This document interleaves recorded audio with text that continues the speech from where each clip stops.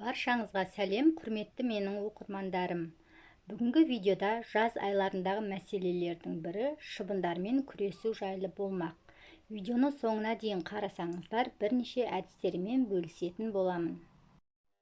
Ешқандай химияның көмегінсіз үй жағдайында шыбындардан қалай құтылуға болады? Бірінші әдіс эфир майлары, соның ішінде лимонграш және жалбыз майлары. Бұл майлардың құрамындағы өткір иістен шыбындар қашатын болады. Екінші әдіс даршынды қолдану.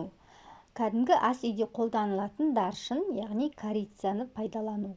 Ол үшін даршын қосылған шырақты жағып қойсақ жеткілікті. Үшінші әдіс спиртті пайдалану. Шыбындар спирттің иісіне төзе алмайды. Сол себепті құрамында спирті бар спрейлерді қолданған тиімді. Төртінші әдіс алма сірке суын қолдану. Алма сірке суы арқылы шыбындарды қақпанға оңай түсіруге болады. Ол үшін банкіге алма сірке суын құйып қоямыз. Алма сірке суының иісі шыбындарды еліктіреді. Банкаға шыбындар көптеп жинала бастайды, нәтижесінде олар сұйықтықтың дәмін көріп, улана бастайды.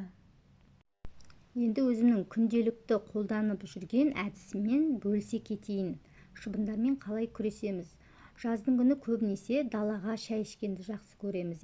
Осы кезде тамақтың иісіне шыбындар көптеп жинала бастайды.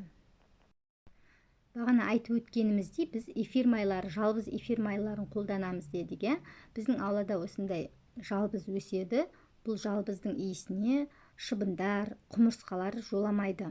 Яғни осыдан үзіп аламыз да дастарханымызға, вазаға салып қоятын болсақ, ол бір жағынан әдемі болып тұрады, екінші жағынан иісі шығып әдемі болып тұрса, үшіншіден осы шыбындарды, құмырсқаларды жолатпайды.